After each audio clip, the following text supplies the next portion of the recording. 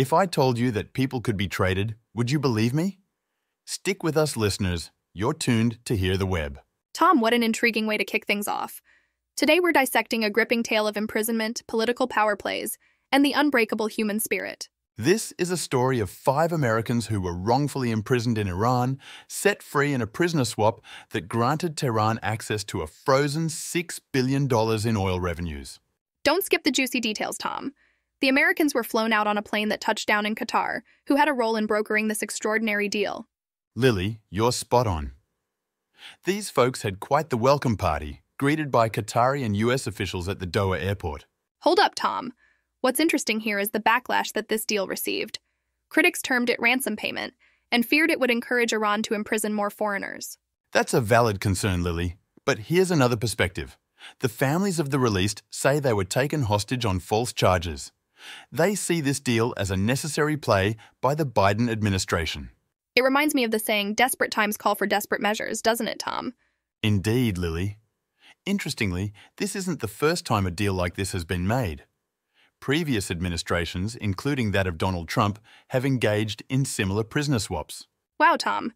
One can easily see it's a rather complicated issue with no easy solutions. Let's not forget the freed Americans' journey back home. They were all bound for Washington, D.C., according to a senior diplomat briefed on their whereabouts. While this paints a hopeful picture for the released, it isn't so positive for those still left, like Bob Levinson, a former DEA and FBI agent taken prisoner by Iran in 2007 and presumed to have died in captivity. True, Lily.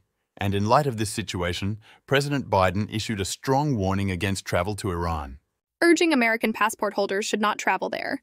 Yet this is not just about travel advisories, Tom. You're spot on. It's also about the people at the heart of this story, the released Americans. Let's talk about one of them, Siamak Namazi. Siamak Namazi, a man who's been imprisoned in Iran for nearly 8 years, longer than any of the current American detainees, right? Exactly, Lily. Can you remember how he was arrested under charges of espionage following a trial that only lasted a few hours? I sure do, Tom. What an ordeal. His elation on release was precious, but it's also tinged with guilt for those he left behind. Which brings us to the question that Namazi himself is asking, what can the world do to impose consequences on states that engage in such hostage-taking?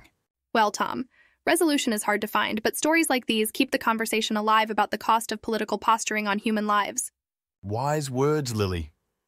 As we wrap up, let's remind listeners about the defining quote from Namazi.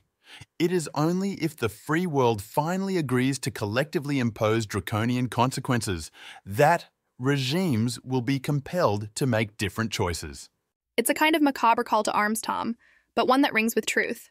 Not only for those rightfully released, but for those still unjustly held. Absolutely, Lily. We hope this saga of struggle and survival stirred something in our listeners. Remember, the world is a complicated place, and sometimes it's not as free as it seems. Well said, Tom. That's all for today on Hear the Web. Until next time, stay curious.